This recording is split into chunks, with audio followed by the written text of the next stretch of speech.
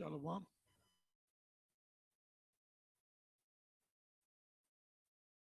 Now with fun, call Allah Yam La Yahweh Bashem Yahushai Bashem Kakodash. Giving all praises to Yahweh Bashem Yahushai Bashem Kakodash. Yahweh is the name of the Heavenly Father. And it's Hebrew word meaning he is or he is to be. And the name of Bashem is his beloved son, the savior of the Israelites, starting with the elect first. The name is Yahweh Shai, which literally means he delivered or he saves, as the angel Gabriel gave to Joseph in a dream, that you will call his son, your son, Yahweh Shai.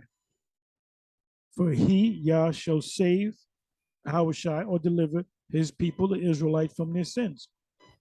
And ultimately, that's what he's going to do. When he comes down in his second advent, he's coming to save the Israelites. Over 2,000 years ago, he was born to deliver the Israelites, and he's coming to literally deliver the Israelites. Not all Israel, but the elect of Israel. So anyway, we have here a video that was put up. I went through it, saw it the other day. So I said, let me go back and do a response to it. So it's the vocab alone, the 144,000 in Revelation, Hebrew Israelites get very wrong. Not wrong, but very wrong. So let's listen to a little bit of this crap. To another one, Revelation 7. Absolutely, because we have a few more minutes left, so let's have another one. The Jehovah's Witnesses love to talk about the 144,000. Yes. And they believe there's sort of a special elect group of Jehovah's Witnesses who kind of live with God up there for all eternity, and the great cloud, everybody else is stuck down here and we're picking apples like in their weird little pictures that they show when they come to your door. All right, so now let's look and find out who is the identity of those in Revelation chapter 7. Because let me turn there real quick myself. But have you heard this, Al-Fadi, some about the 144,000? What have you heard about it without turning? Well, basically, I guess some of the written stuff up my house telling me that I really consider to become a Jehovah's Witness. But when I asked about, am I going to make it to heaven now? And the answer was sadly no, because they don't think I'll be part of the 144,000. All right. So yeah, you'll be down there with everybody else. So I said, you know what, I went with Jesus because he promised I will be in heaven. I like that position. Right. So I'm going to use a great book here that I'm going to recommend everybody. It's called 40 Questions About the End Times by Eckhard Schnabel. And he has a little question here, question 9, who are the 144,000 Revelation 7? And let's look at it. It's Revelation 7, and it says, and I heard the number of the sealed, 144,000 sealed from every tribe of the sons of Israel. Then it lists them, and after it lists the tribes in 5 through 8, it says, after this I looked, and behold, a great multitude that no one could number, from every nation, from all tribes and peoples and languages, standing before the throne and before the Lamb, clothed in white robes with palm branches in their hands, and crying out with a loud voice, salvation belongs to our God who sits on the throne and to the Lamb. A couple features about this. Number one is they have been sealed. Okay? That's important to notice, number one. And we have to talk a little bit about what that means. And I also think that we should consider 12. We should at least consider this might be symbolic language with symbolic import and symbolic meaning. Because you heard what he said. He said this might be. So he doesn't sound like he's definite. He doesn't say this is actually talking about, not talking about the actual Israelites, but it's spiritual Israelites. I believe he even uses that statement. Let me come back a little bit. Let me let you hear this again. That we should consider 12. We should at least consider this might be symbolic language with symbolic import and symbolic meaning, because 12 is often used that way. And notice the number 12 is used 12 times. Well, 12,000 specifically. Remember, we're dealing with the book of Revelation. Yes, exactly. And so Yeah, because when everything's said and done, the Most High is dealing with the 12. Originally, he had 13 tribes. When you go back during the time of Moses, there were actually 13 tribes. Now, Dan is the only tribe that's not mentioned in this list of 144,000, 12,000 out of each tribe. Now, the Lord is the author. If anybody knows anything, the apostles, the prophets, whatever, shouldn't the Lord know, which is the author, which taught them, which you know, led them to the truth and taught them the truth. And this is the last book in the scriptures. So ultimately, all 12 tribes, only them of the 12 tribes shall be delivered. There was a statement made by James to confirm what the Lord said, that the 12 tribes are talking about the Israelites. That's in Acts 1 and 1. He addresses his epistle to the 12 tribes, not the 13 tribes. He says the 12 tribes, which are scattered abroad, and they were literally scattered throughout the whole planet Earth. Most of the tribes are already over here in America, in the Americas. But like I said, you notice what he said, that this might be symbolic for something. No, he didn't say this is symbolic for something else. So there's a big question mark there. Well, we're going to get into it, and we're going to see that these are the literal 12 tribes of Israel. Let's listen to a little bit more. Shouldn't deny that there's symbolic language going on there in certain spots. It doesn't mean everything, but it means where it is, we is, because it's apocalyptical language, common element of the genre. This figure, 144,000, also occurs in Revelation 14, 1 through 3, and so that must be brought into the interpretation of Revelation 7. And this seal of God is important. It's an essential feature here, and it pops up in some other places, but mainly 7, 1 through 8. And within this context, the context is the 6th and 7th judgment seal. And I agree, those are important points. We're not going to be able to get to everything, but let me skip through here and talk about what I think is a more legitimate interpretation. And I have in front of me some commentaries that have alternative interpretations, such as a common one you might hear is literal descendants of each of the tribes, 12,000 from each one. But there's a few things. Number one, this list, if you look at it, doesn't match any of the 19 or 20 of the Israel's tribes lists in the Old Testament. There's significant differences. For example, Judah is listed first. That's irregular. Now, that shows you it's Christocentric, because who's the lion from the tribe of Judah? Dan is not even mentioned in this list. Judah was ultimately the head tribe. The kings of Israel started with Benjamin. After Benjamin, Judah, which is King David. Saul was the first king. And all the lineup of the kings were all from the tribe of Judah until the split. So Judah, Reuben was the firstborn. Reuben should have received the blessing of the elder. But what did he do? He went up to his father's concubine, up into his couch. He laid with his father's concubine. So he lost that position. Then you had Levi, because they were the priests. But ultimately it came down to Judah. Let me give you a precept here. Let me go to Genesis 49.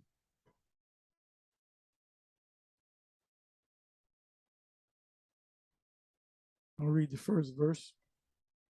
Israel's, which is the national Israel, the people of Israel, the actual Israelites, prophecy concerning his sons. Now, Israel is the name of Jacob that was changed. And Jacob called unto his sons and said, gather yourself together that I may tell you. When he says you, he's saying of the tribes, that which shall befall you in the last days. Anytime you read the word, come across the word last days, latter days, it's talking about now.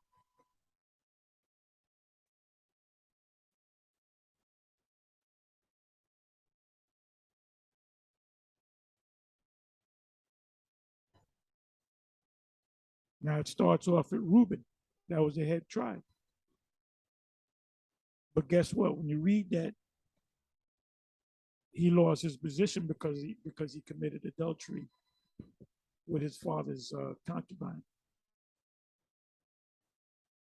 So now let's come down to Judah.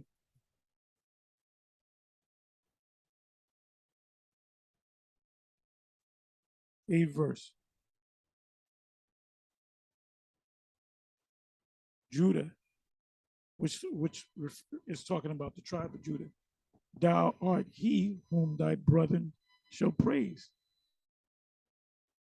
Thy hand shall be in the neck of thine enemies. When your hand is in somebody's neck, it means you choking them. Somebody owe you money. They say he ain't got the money. You see them lavishly going out on the town with their girl or whatever. You might get mad enough where you hem them up and say, I want my goddamn money now. So that's the attitude that Judah is supposed to be in. You know, things are going to get set off through Judah. It said, thy hand shall be in the neck of thine enemies, thy father's children shall bow down before thee. Ultimately, what happened? Did not the scriptures say that they're going to be our slaves? Because who was the father? Who was the father of Judah? Jacob, right? Who are the children that came out of Jacob? The rest of Israel. So what does it mean to bow? Matter of fact, you know what I want to do? We do this. Let me see what the commentators say.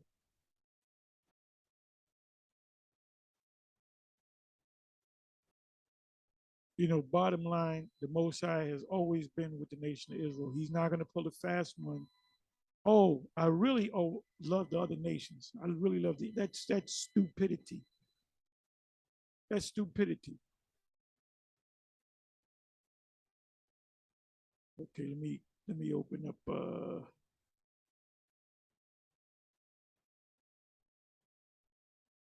bear me for a minute.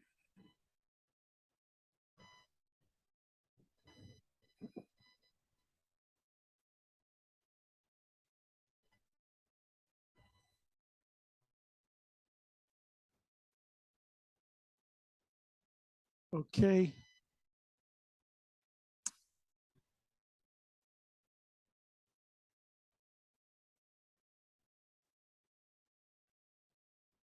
Commentary.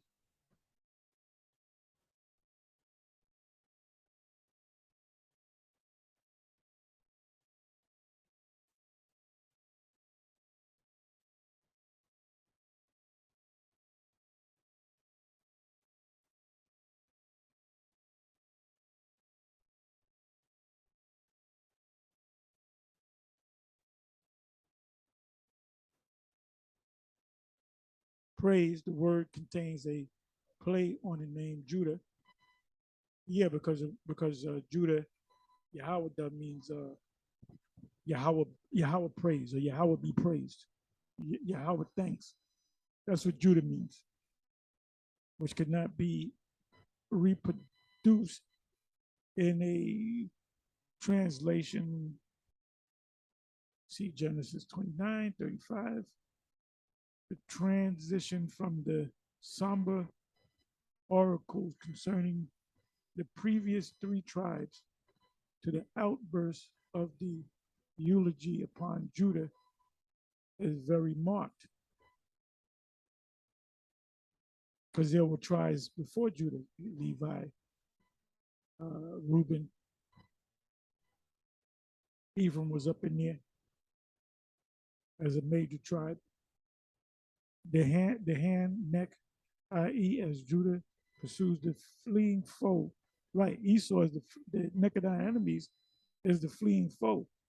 He shall grasp them by the neck. So that's literal. So what ultimately will the tribe of Judah do to the enemies?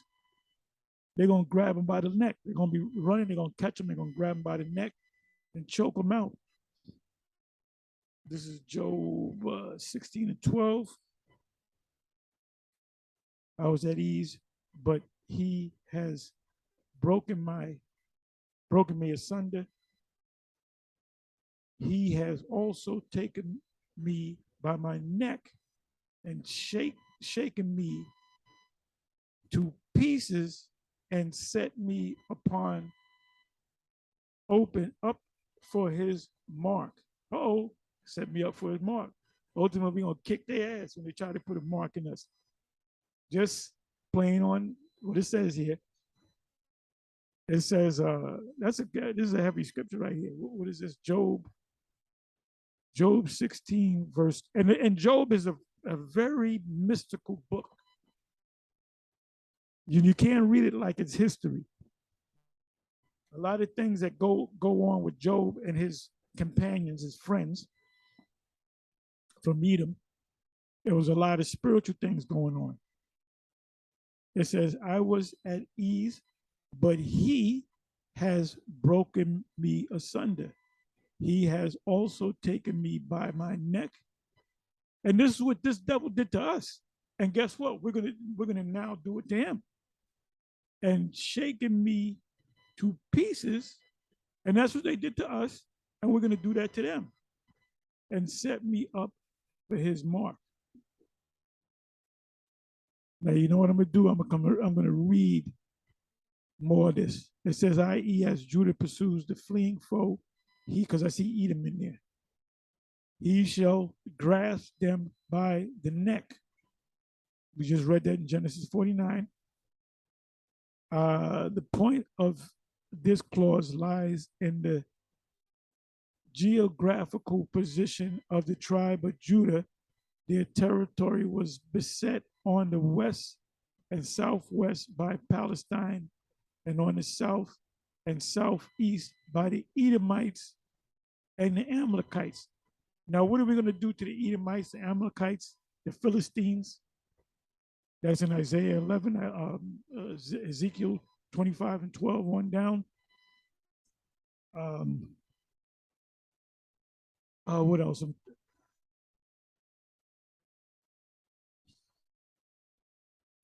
trying to think of some other scriptures.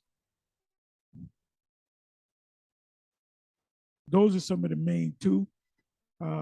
Psalms 83. That's another one.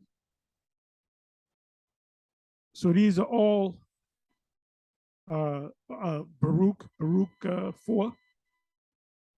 It says we're going to put foot on, I'm paraphrasing, on their necks. That's Baruch 4, verse 25. Got to read that whole chapter.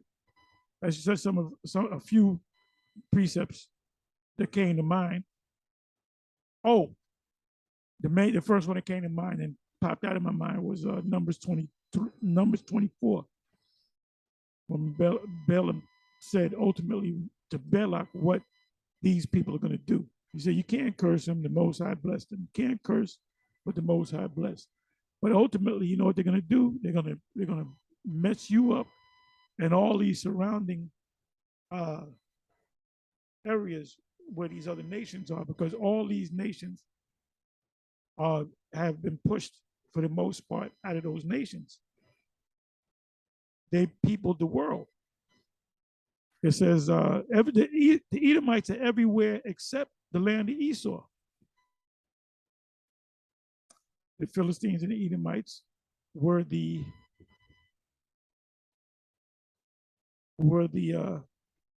bitterest and most persistent of Israel's foes. But they were within reach. They were within reach. And in their fight and retreat, they are overtaken and smitten down by the victorious tribe. Well, that's the fulfillment of Isaiah 11. What was the other ones? Ezekiel 25, Psalms 2, Psalms 83, and Numbers 24.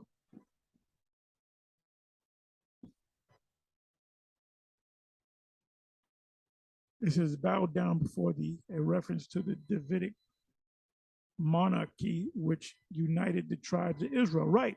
Davidic meaning what? David. David was a Judite. So that was the head tribe. Because this guy, this clown, Vocab said, well, see, Judah's named first, but Judah's not the head tribe. If you understand the scriptures, Judah is the head tribe. There's a reason why David came out of Judah. Solomon came out of Judah. Yahushua came out of Judah. It says 8 to 12, Judah is the recipient of a special blessing, which is distributed as follows. He is the object of a national eulogy. He is strong as a iron and has won success. To him belong the monarchy, the king, and the ideal king, Genesis 49:10. His territory is blessed with fertility. So now let's come back over here to Judah. Thou art he whom thy brethren shall praise, the other tribes, because you're going to be the king, ultimately the king. Thy hand shall be in the neck of thy enemy. Now, you read it. Esau, Edom was one of the names mentioned among Edom, Moab, Ammon. Was mentioned Ammon. Also Philistines, that's also in Isaiah 11. Thy father's children, which are the Israel, the other tribes, shall bow down before thee, because you're going to be in the kingly position. That's why in Amos it speaks about the house of David being rebuilt. Because if the house of David is going to be rebuilt as in the days of old, what do you need to fulfill that prophecy? You need David. It says, Judah is a lion's whelp. From the prey, my son, thou art going up. He stooped down, he crouches as a lion, and as an old lion, who shall rouse him up? So ultimately, the Most High is going to rouse up Judah, which is going to rouse up the rest of the tribes. So that's the fulfillment of the coming together of the 144,000, starting with the elect, first 144,000. There's more than 144,000 among the elect. The great multitude, as you go to the 9th verse in Revelation 7, are all Israelites. It said the scepter, what is a scepter? The scepter is that rod that you carry that signifies that you're a king. Shall not depart from Judah, David, Judah, Solomon, Judah, all the way down the line, nor a lawgiver from between his feet, because Judah is a lawgiver along with Levi. Because what is a king? A king is the ultimate Levite, even though he's not of the tribe of Levite. The king, like King Solomon, for example, the situations come to Levi, but then the king is almost like a supreme court. The king makes a final decision that can overrule the Levites. It says, until Shiloh come. Who's Shiloh? And Shiloh is the Lord, Yahushua. And unto him, which he is a Judite, shall the gathering of the people be.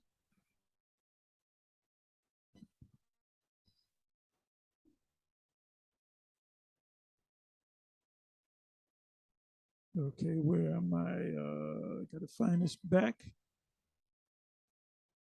Okay, so let's come back a little bit.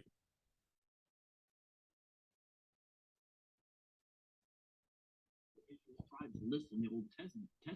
There's significant differences. For example, Judah is listed first. I just read why. Because Jacob spoke about what position they're going to be in the future. That's why Judah is the first tribe.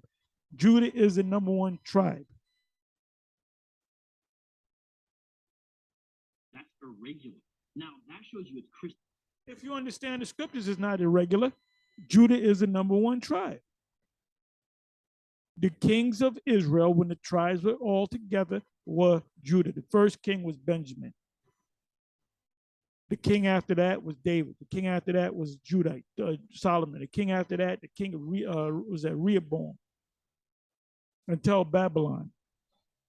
So how in the hell is it irregular? He pushing doubt out there.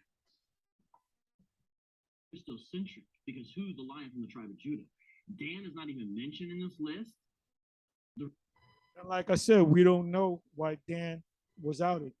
What high priest Ariel? There's certain things in the scriptures, you know, was it 1 Corinthians 13 chapter, a glass darkly that we can't see through, a smoked glass, paraphrase.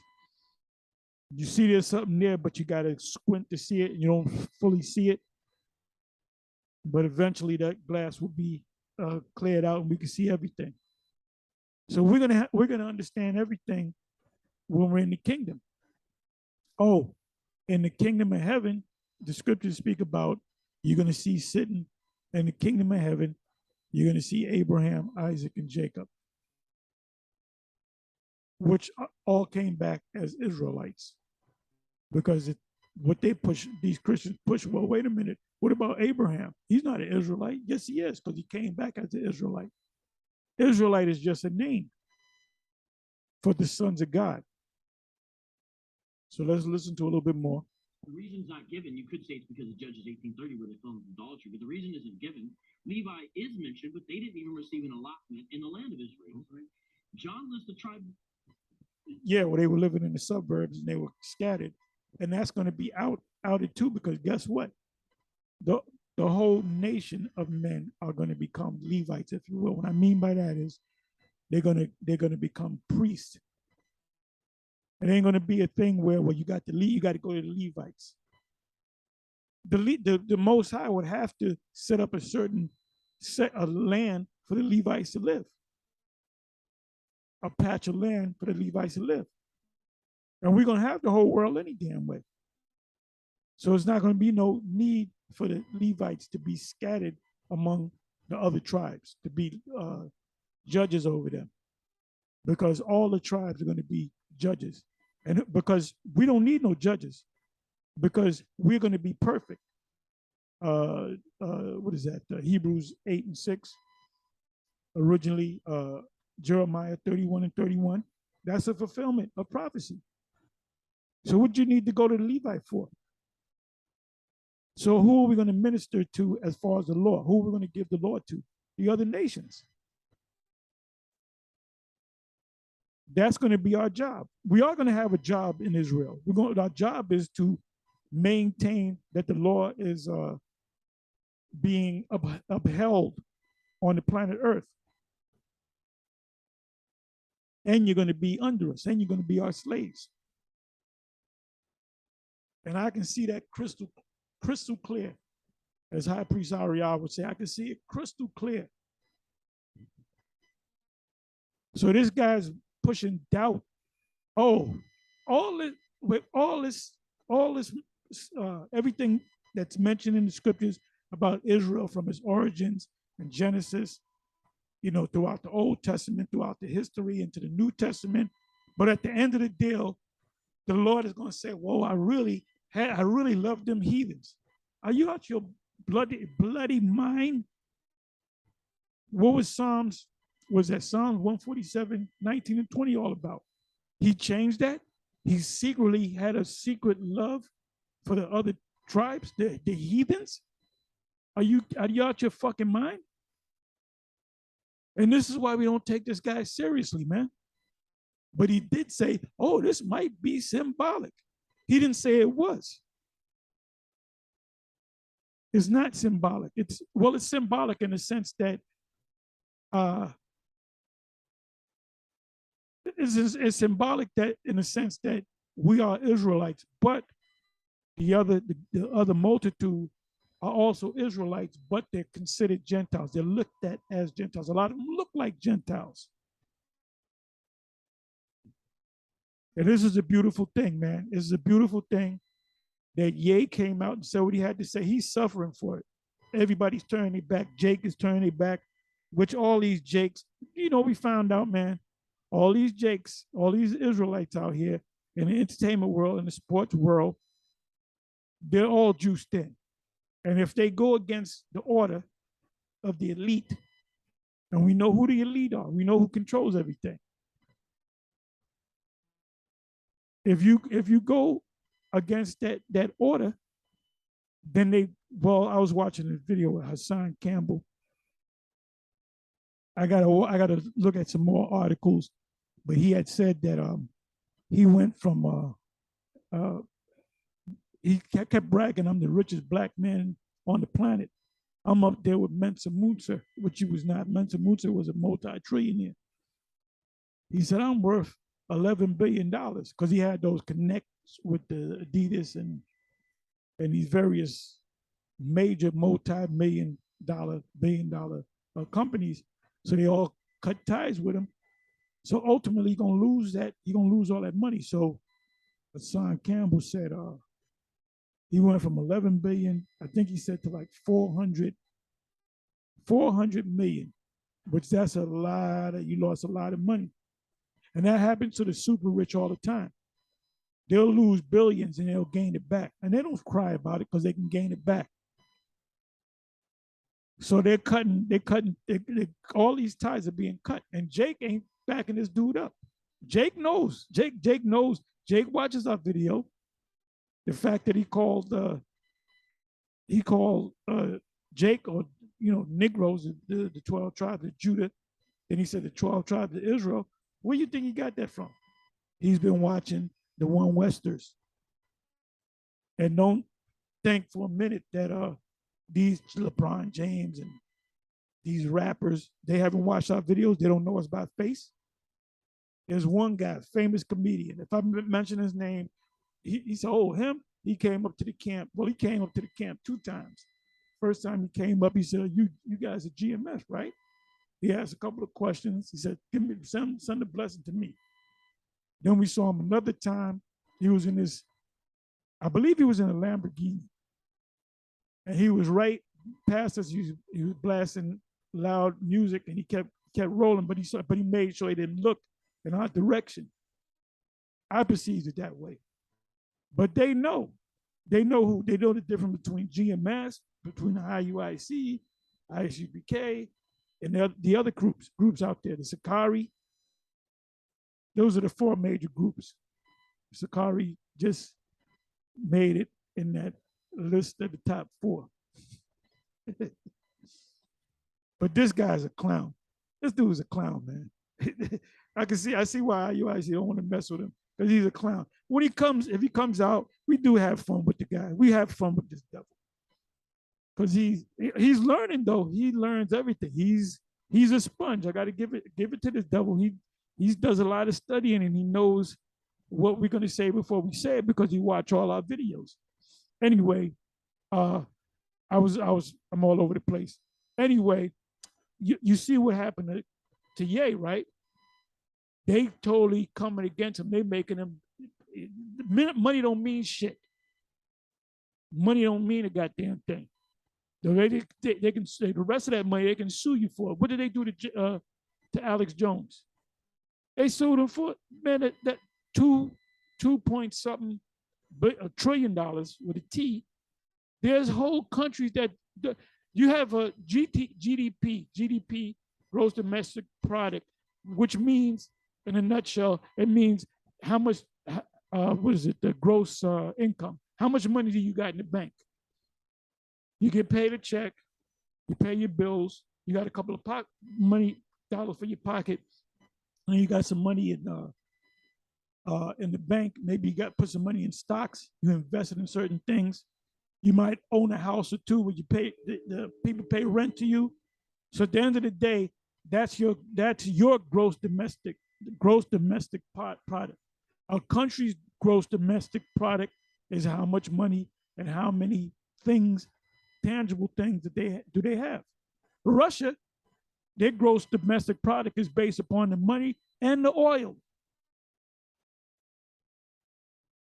There's certain countries where there's a lot of gold and precious stones, and that's added to their gross domestic product.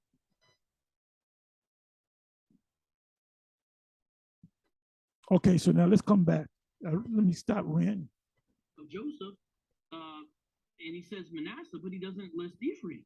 That's right. And the order seems to kind of follow the son's birth order according to the mothers. So this Okay, so let me read. Let me bring that back. And you know better than that, vocab. but they didn't even receive an allotment in the land of Israel. Right. John lists the tribe of Joseph, and he says Manasseh, but he doesn't list Ephraim. That's right. And Because if you knew the scriptures, you would know that Joseph and Ephraim are interchangeable. There's really no such tribe as Joseph. When they say sometimes Isaiah 14:1, the Lord will have mercy on Jacob and will yet choose Israel.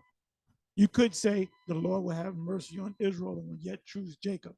You could say the Lord will have mercy on Israel and will yet choose Israel. Israel is interchangeable with the word or the name Jacob. Sometimes we're known as Jacob. Matter of fact, let me prove that.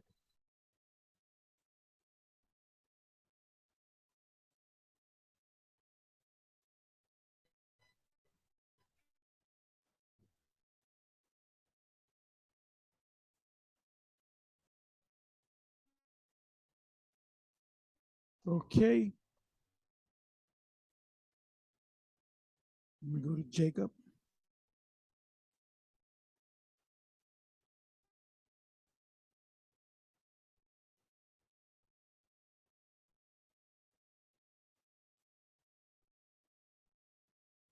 Oops, I spelled it wrong.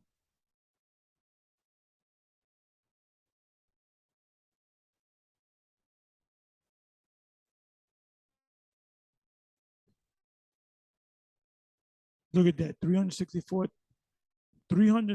times in 332 verses. His name was changed from Jacob in the book of Genesis, right? So Jacob shouldn't be mentioned anymore in any other book outside the book of Genesis. Let's go over here.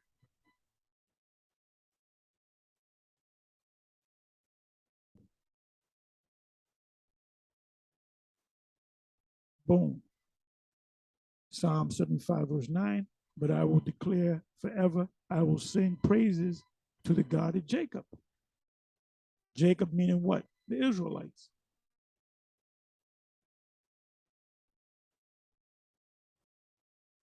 After I rebuke, O God of Jacob. We know that's talking about the Israelites, right?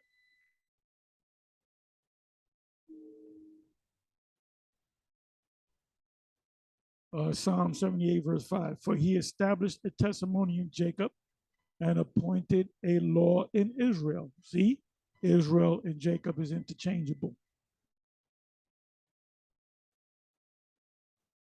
Therefore, Yahweh heard this and was wroth. So a fire was kindled against Jacob, and anger also came up against Israel. Did the Lord, it says, so a fire was kindled against Jacob. Jacob wasn't around no more.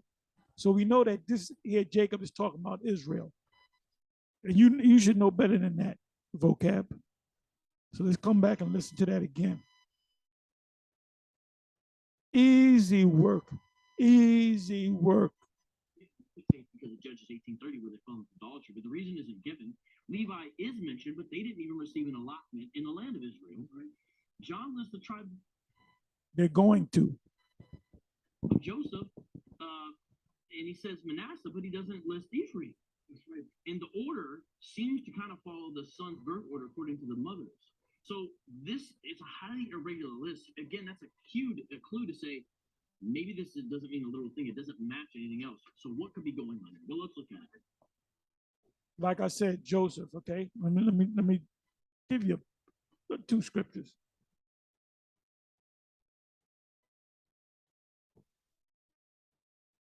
Numbers, what is that? Numbers 1. Numbers 1. This is for you newer cats.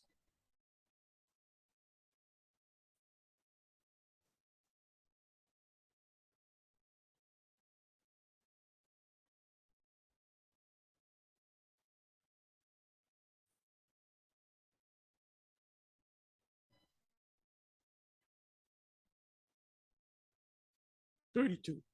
Of the children of Joseph, namely of the children of Ephraim.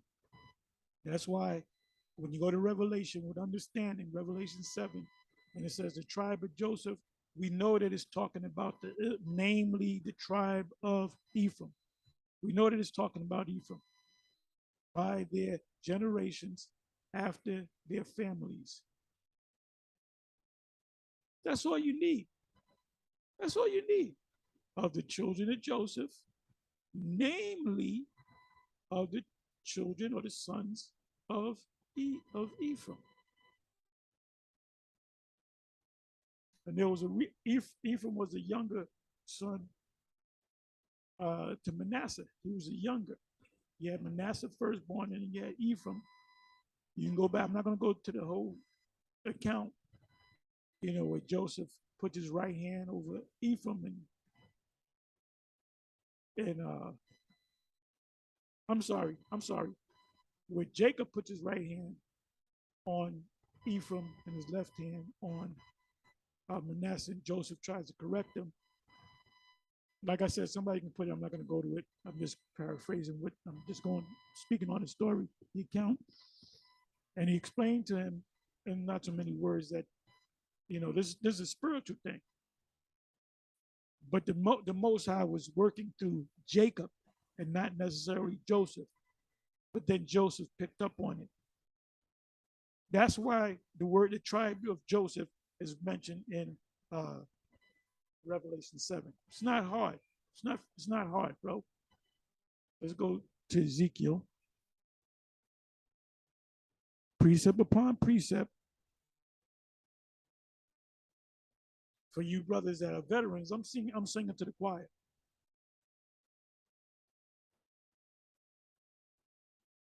What is this all about? The dry bones, vision of the valley, lowland of dry bones. That's Babylon the Great. So everything that's spoken about in this chapter is talking about us being in a dead state, not knowing who we are as a nation, and coming out of it. And that's why these small hats are on standby, because see what Jay has done, he opened this up even more, and it's going to make a lot of Jakes watch these various videos even more.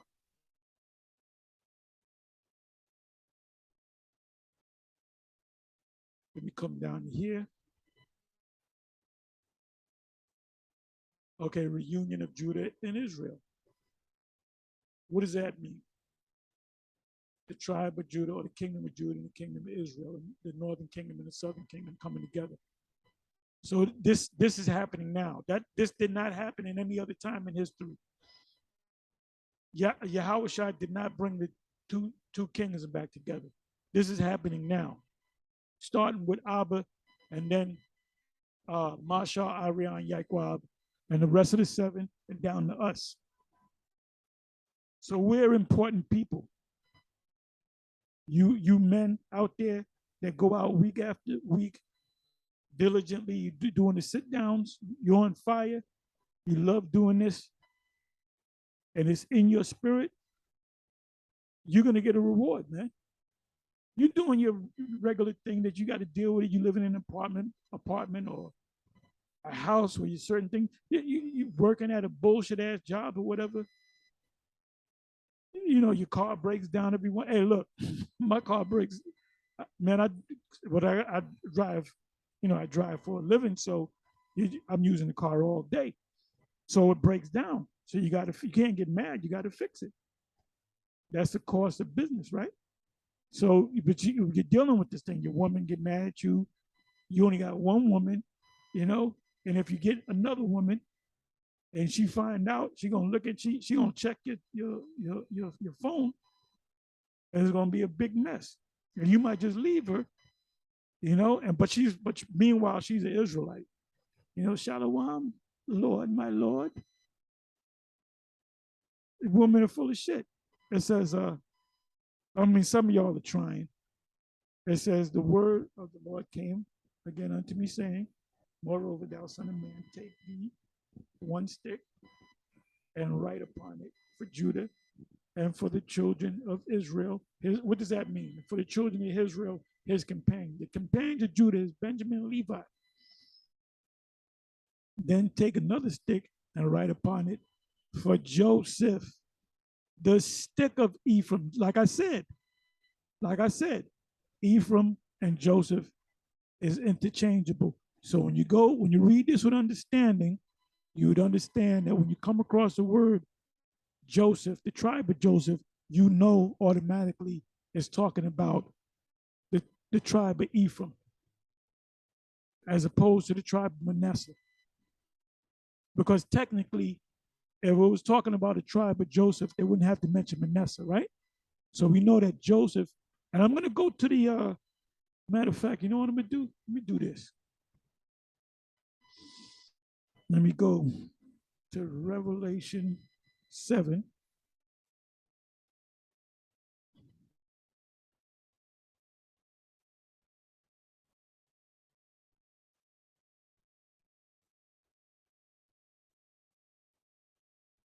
Okay, I'm going to go to Revelation 7, verse 8.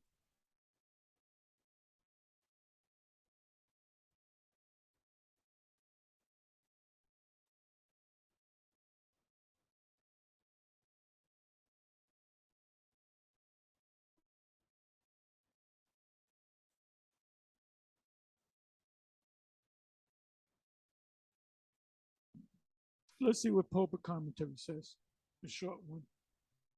Verse 8 of the tribe of Zebulun was sealed 12,000. The tribe of Joseph was sealed 12,000. The tribe of Benjamin was sealed 12,000. Ephraim is omitted while Manasseh is inserted. Wordsworth considers that this is on account of the rebellious character of the tribe of Ephraim. But Ephraim is sometimes identical with Joseph, who here finds a place among the 12. It says, but Ephraim is sometimes identical, no, all the time identical with Joseph. I gave you 2 examples. Let me check these out. Okay, there's Ezekiel 37-16. And this is Psalms 78 and 67. Maybe that's a new one for me.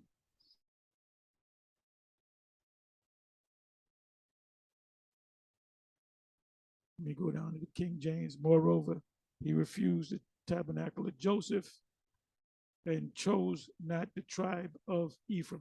There it goes again. There it goes again. Write that down. Psalm 78, verse 67. Because Judah was the head. There it goes again.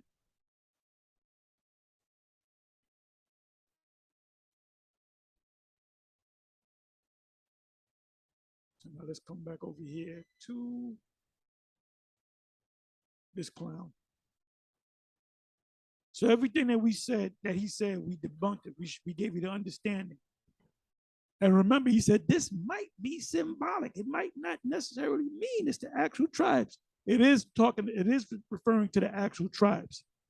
Why would, throughout the whole scripture, as I said early in the video, the Most High is everything Israel, Israel, Israel, Israel. The future prophecy of Israel.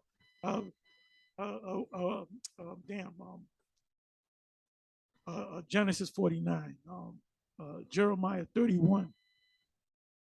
You know, it's all about, throughout all the scriptures in the Apocrypha, it's all about Israel, Israel, Israel. And at the last minute, the Most High pulls a fast one on everybody. And he says, I really love the nation. It doesn't make any freaking sense. That's why we don't take this guy seriously. And none of you Israelites should have debates with anybody that's outside of Israel. We already know, we already have the truth. If you can't get it, move the hell on. Your job is to just teach the truth to the Israelites and for the Most High to activate the elect. That's it. That's it. I'm not going to waste my time doing a debate with somebody, a Christian. You're wasting your time with a Christian. And they come with the same mess. They come with the same three scriptures. Shit, one scripture, John 3:16. Let's listen to some more. Quickly, of course, the mention of Judah, that's the fact that the line of Judah comes from there. Yeah. The mention of Joseph, that's the firstborn, and the rights of the firstborn. And the mention of Levi, of course, has to do with the high priest. Yes, exactly. Now let's look at this. And that's all Christocentric stuff once you understand you're in the new covenant. So I think that was it. That's Christian central stuff. If you come under the new covenant, wait a minute. Let's come back. Mention of Levi, of course, has to do with the high priest. yes, exactly. Now let's look at this. And that's all Christocentric stuff once you understand you're in the new covenant. That's Christian central stuff once you understand that you're in the new covenant. So what did he just say? He said, what did he say? He said that's the true new covenant is that the Lord came for other nations outside of Israel. Now, when you go to the book of Hebrews 8, should I read it? Yeah, let me breeze through it.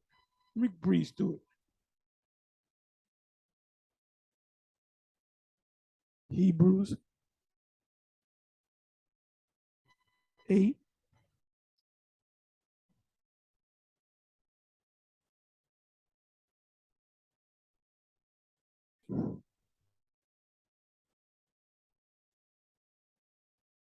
He mentioned new covenant, right? What other precept is there? This is the original precept that Paul's speaking about now. A new covenant. For if that first covenant had been faultless, who was the first covenant given to the Israelites? Then should no place have been sought for the second. Finding fault with them, he said, behold, the days come, saith the Lord, I will make a new covenant with who? With the house of Israel, the Israelites, and with the house of Judah. Why did he say the house of Israel and the house of Judah? Because they were broken up, two separate kingdoms. Now, as you read down, and this is easy. Like I said, I'm preaching to the choir. This is for some of you newer cats, but this is how these Christians come. They come with this basic stuff that's easy to debunk what they're saying. They're trying to debunk what we're saying, but it doesn't make no sense. Throughout the whole scriptures, Israel, Israel, Israel, Israel, Israel, and at the end of the thing, the Most High gonna push Israel out the way and save Edomites and crackers and Ishmaelites and Hamites and all that. That's fucking stupid. Not according to the covenant that I made with their fathers. Whose fathers? The Israelites' fathers, Judah and Israel. And the day that I took them by the hand to lead them out of the land of Egypt, which the word there is Mizraim. Ask a Christian that was the original word of the Egyptians. They don't know because they continued not in my covenant. In other words, they were breaking the laws. And I regarded them not, saith the Lord. In other words, I turned my back on them. That's why we needed a Savior. The Savior came for his people, as Gabriel told Joseph. But this is the covenant that I will make with the house of Israel after those days. Why didn't it say the house of Israel and the house of Judah? Because this is the time that the two tribes coming together. When you check the various different camps, you see a couple of Judites, you see a couple of Benjaminites, you see a couple of Levites, you maybe see an Issacharite or two, or you might see an Ephraimite, or one of the Asher or one of the other tribes. Because he doesn't have to say Judah and Israel. He can say Israel now, because when Judah and Israel come together, they become Israel. You don't got to separate the tribes because they're going to come together. That's what Ezekiel 37 was all about. This is easy stuff, vocab.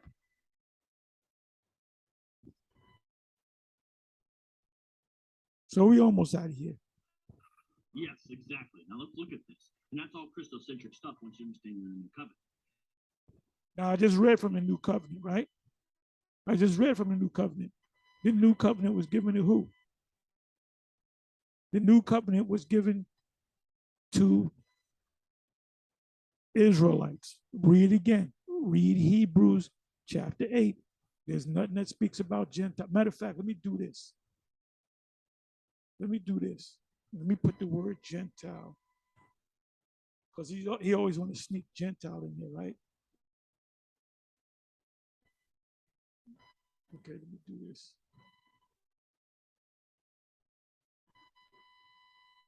No Gentiles. No Gentiles.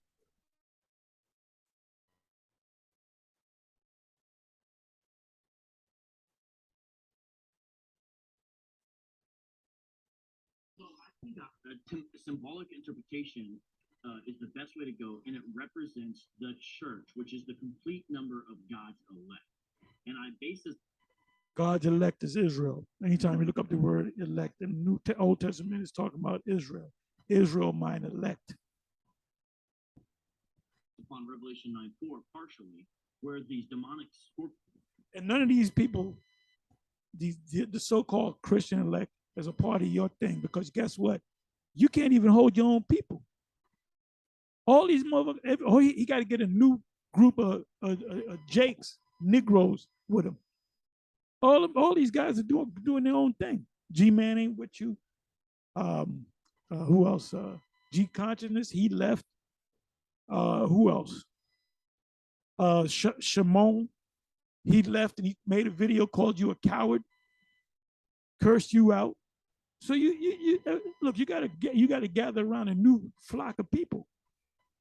The magic's not working for you no more, or it never been working for you, Vocab. And you're too goddamn easy. Of the fifth trumpet are ordered, quote, not to harm the grass of the earth or any plant or tree, but only those who did not have the seal of God on their foreheads. And so there's a distinction there between people of God and those who have not repented yet. And this idea of Israel in Galatians 6:16 and Romans 9:6 is used of Gentile and Jewish believers alike. And remember, we've already shown that. You heard he mentioned Galatians 6:16. He mentioned Romans 9. Let's bring that back, and I'm gonna go through that. This idea of Israel in Galatians 6:16 and Romans 9:6 is used. Let me go to Romans 9:6.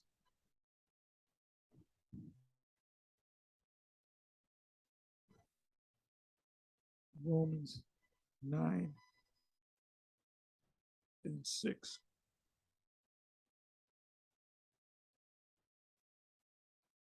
That is though the word of the Most High have taken on effect, for they are not all Israel which are of Israel. Yeah, because there's a difference. You have Israelites, then you have in Galatians, it speaks, well, I know you already quoted, the Israel of God. The Israel of God are Israelites, which are the elect. That's another way, when Galatians 6 say the Israel of God, it's talking about the elect of Israel, because not every Israelite is of the elect.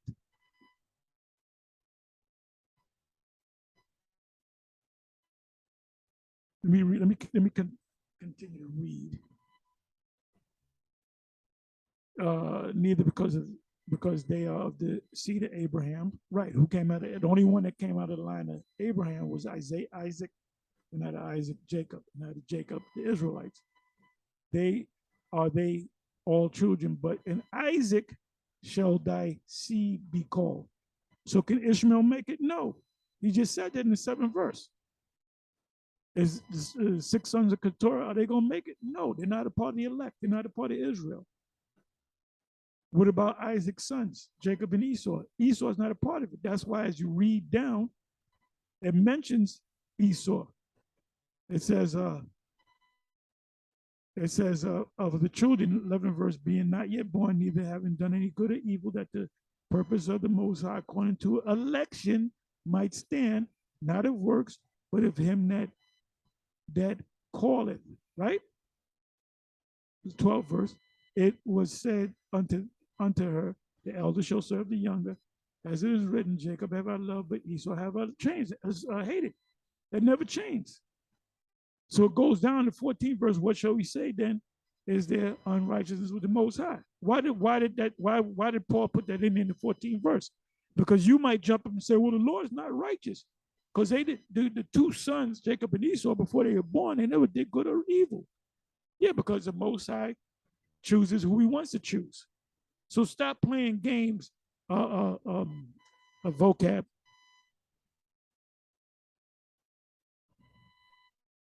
Let's listen to a little bit more. And this is so easy. Of Gentile and Jewish believers alike. And remember, we've already shown those Gentiles are Israelites that didn't like. I was a Gentile at one time. Apostle Gabar was a Gentile at one time. Apostle Ricard was a Gentile at one time. Apostle Ramla was a Gentile at one time. All the bishops were Gentiles at one time. We all thought we were Negroes, Puerto Ricans, Gadites, whatever, Reubenites or Seminoles or whatever. We all came out of a Gentile state of mind. Yahweh, the father of Ariah, came out of a Gentile state of mind. Ariah did not come out of a Gentile state of mind. He was born in his truth. Masha, who we call King Masha, he came out of his Gentile state of mind.